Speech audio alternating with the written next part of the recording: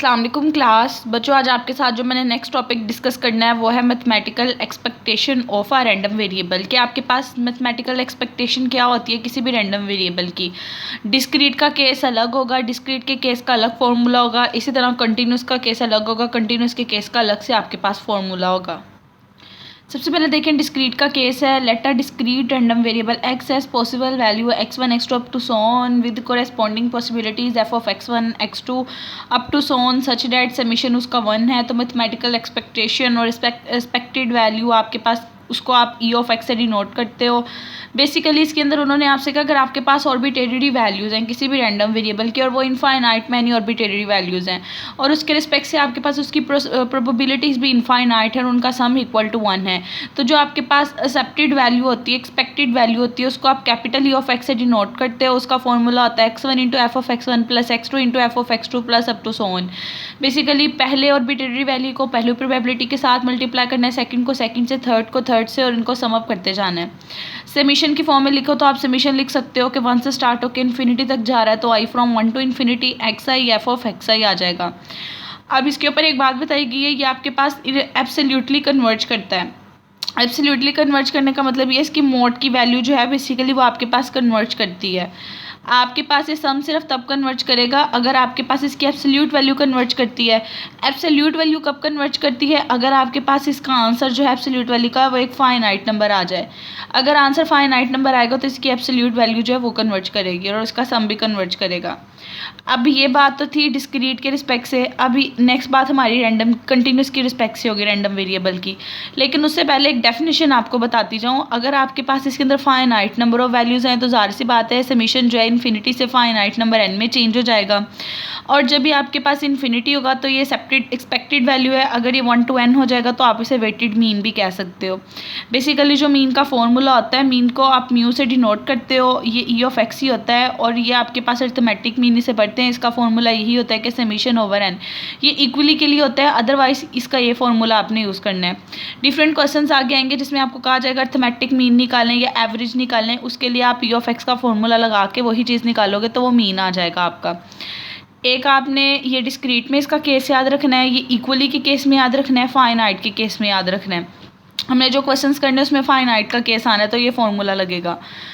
उसके बाद जब आपके पास कंटिन्यूस रैंडम वेरिएबल है तो मैंने बताया था आपके पास जो सिंपल डिस्क्रीट होते हैं उसके अंदर समीशन होता है, कंटिन्यूस के अंदर वो इंटेग्रल में चेंज हो जाता है। सारी कंडीशंस वही है कि इसका मोड आपके पास कन्वर्ज करेगा और कब कन्वर्ज करेगा, अगर ये फाइनाइट हो। डिफरेंस ये आएगा इसके फॉर्मूले में minus infinity two plus infinity x और एफ ऑफ एक्स है, यहाँ पे समीशन है और एक्स और एफ ऑफ एक्स है।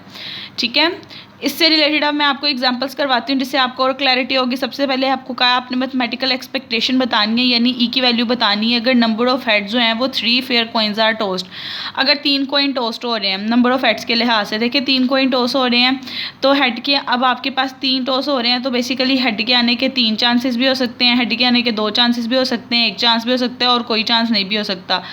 ये सारी मैंने पीछे पहले डिटेल में आपको बताया हुआ है कि अगर 0 टाइम हेड आ रहा होगा उसकी सारी पॉसिबिलिटीज़ लिख के तो वो 1/8 होगा।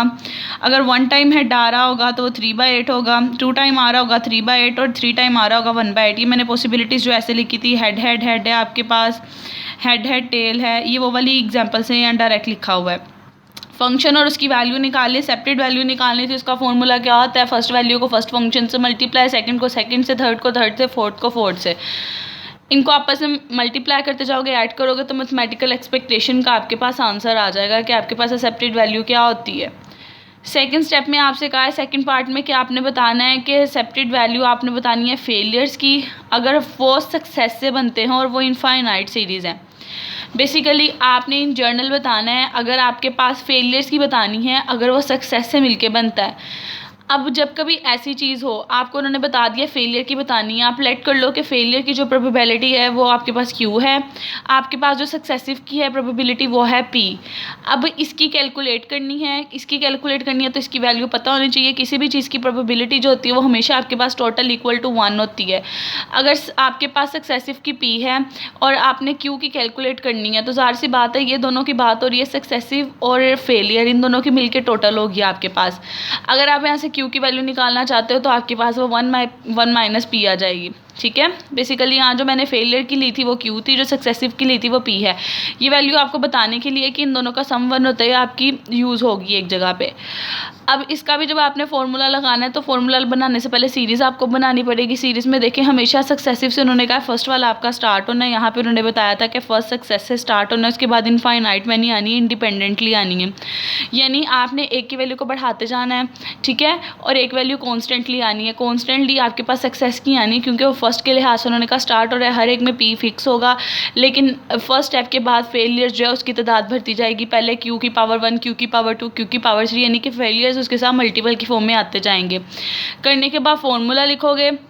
जब देखें Q की पावर 0 यानी Q की वैल्यू 0 थी तो P था, 1 है तो QP है, 2 है तो Q2P है, 3 है तो Q3P है। इस तरह आपने इसकी सारी पॉसिबिलिटीज़ लिख लेनी है। जो टर्म कॉमन आनी कॉमन निकाल लेनी है। अब देखेंगे एक सीरीज़ बन रही है, सीरीज़ को समीशन बायनोमियल की फॉर्म से लिखो तो ये 1 माइनस Q की पावर -1 होगी। 1 माइनस Q बेसिकली आपके पास P के इक्वल आता है। आप इसका फॉर्मूला लगाओगे तो यहाँ से आपके पास ये चीज़ आ जाएगी। ये 1 माइनस Q का स्क्वायर है, क्योंकि यहाँ पे बेसिकली 2 से स्टार्ट हो रहा है। ये बायनोमियल के अकॉर्डिंग आपने इसे कंबाइन किया तो आपके पास ये चीज़ आ जाएगी। नेक्स्ट आपके पास एग्जाम्पल 7.11 है। 7.11 के भी 2 पार्ट्स हैं। अब देखें यहाँ पे आपको कहा है कि अगर अम्ब्रेला सेलमैन अर्न करता है 30 पर डे, अगर वो 30 पर डे अर्न करता है, if it is fair he can loss 6 per day. अगर वो 6 लॉस करता है, जहाँ पे अर्न करता हो वो प्लस होता है, जहाँ पे लॉस करता हो माइनस होता है। एक्स की एक वैल्यू 30, एक वैल्यू -6 है। आपने एक्सपेक्टेशन बतानी है। If the probability of rain is 0.3, rain ये थी, इसकी प्रोबेबिलिटी 0.3 बता दी है। सबसे पहले इसकी प्रोबेबिलिटी दूसरे वाले की पता होनी चाहिए। जब एक की प्रोबेबिलिटी पता हो, टोटल पता हो, दोनों का सम 1 होता है तो 1 में से इस वैल्यू को सब्ट्रैक्ट करोगे तो दूसरे की प्रोबेबिलिटी आ जाएगी। जैसे यहाँ लिखा था 1 में से 0.3 निकालोगे 0.7 इसकी प्रोबेबिलिटी आ जाएगी। एक्सपेक्टेशन का फॉर्मूला लगाना था, दोनों को मल्टीप्लाई करो, सम अप कर दो तो आपके पास आंसर आ जाएगा। सेकेंडली आपके पास प्रीवियस एग्जांपल से रिलेटेड है कि आपके पास अगर 2 बॉल्स आपने सेलेक्ट करनी है, 3 वाइट है 5 ब्लैक है, तो आपने उसके यहाँ पे बता दिया है 70 वाइट बॉल्स के लिए अगर वो ड्रॉ होती है, 7 जो है वो ब्लैक बॉल्स के लिए। तब आपने उसकी एक्सपेक्टेशन बतानी है। पहले तो आपको एक्स की वैल्यू पता होनी चाहिए, उसके रिस्पेक्ट से फंक्शन की पता होनी चाहिए, प्रोबेबिलिटी की पता होनी चाहिए, फिर आप फॉर्मूला लगा सकते हो। अब इसके लिए सबसे पहले मैंने इसकी पॉसिबल प्रोबेबिलिटीज़ के केसेस बनाए कि देखें वाइट 3 थी, ब्लैक 5 थी, ऊपर तीनों पे वो फिक्स कर दिया। एक दफ़ा चांस किया, 2 ड्रॉ करनी है। एक दफ़ा आपके पास है या तो 2 0 हो जाए, 1 1 आ जाए, या 0 2 आ जाए। इन तीनों केसेस में वो 2 2 ड्रॉ होगी। बुक के मेथड से ना करें, भला आप इस मेथड से कर लें डायरेक्ट। आप इसको करने के बाद किसी भी चीज़ के साथ कम्बिनेशन में 0 है वो इक्वल टू 1 होता है। इसके कम्बिनेशन का फॉर्मूला लगाओगे 3 15 10 आ जाएगा। ये उसके पॉसिबल केसेस हैं। टोटल अगर मैं देखूँ टोटल 5 + 3 8 होता है। टोटल प्रोबेबिलिटी 8 की 2 के साथ 28 आ जाएगी, जिस तरह हमने प्रीवियस लेक्चर में एक एग्जाम्पल की थी। अब जब आपने तीनों केसेस निकालने, पहला केस जो है फर्स्ट वाले के रिस्पेक्ट से प्रोबेबिलिटी 3/28 आएगी, सेकंड वाले के रिस्पेक्ट से 15/28 और थर्ड वाले के रिस्पेक्ट से 10/28 आएगी। अभी आपके पास फंक्शंस की वैल्यू निकल आई हैं। एक्स की वैल्यू से आप इनको मल्टीप्लाई करोगे 1 बाय 1 तो आपका आंसर आ जाएगा। ठीक है, आपने इनको मल्टीप्लाई करना है। अब यहाँ पे आपको एक और चीज़ पता होनी चाहिए कि एक्स की वैल्यूज़ कैसी आई हैं। एक्स जो हैं वो आर्बिट्रेरी रैंडम वेरिएबल्स होते हैं। सबसे पहले आपने लिखा जब आपके पास ये वाले केसेस देखें, ये 2 0 था, ये 1 1 था, ये 0 2 था। आपने बताया जो केसेस थे 2 0 1 1 0 2, उसके बाद उन्होंने क्वेश्चन के अंदर खुद बताया हुआ है कि जो आपके पास फर्स्ट वाली चीज़ है वो 70 टाइम आ रही है। यहाँ पे देखें लिखा हुआ है वाइट बॉल्स और सेकंड वाली 7 टाइम आ रहे हैं, तो इसके साथ 70 मल्टीप्लाई होगा, इसके साथ 7 होगा, क्योंकि हमें x1 की वैल्यू चाहिए। x1 की वैल्यू अननोन थी। यहाँ से आपके पास फंक्शंस यानी प्रोबेबिलिटी की वैल्यू पीछे निकाल ली, x1 की वैल्यू ये आप मल्टीप्लाई करोगे आपका आंसर आ जाएगा। इसी तरह नेक्स्ट एग्जांपल है, इसमें भी एक्सेप्टेड वैल्यू निकालनी है, लेकिन आप देखिए इंटरवल आ रहा है, कंटिन्यूस है, कंटिन्यूस का फॉर्मूला लगाओगे। कंटिन्यूस का फॉर्मूला लगाने के बाद फंक्शन की वैल्यू लिखोगे, लिमिट जो क्वेश्चन में दी है वो लिखोगे, इंटीग्रेट करोगे, आपका आंसर आ जाएगा। ठीक है।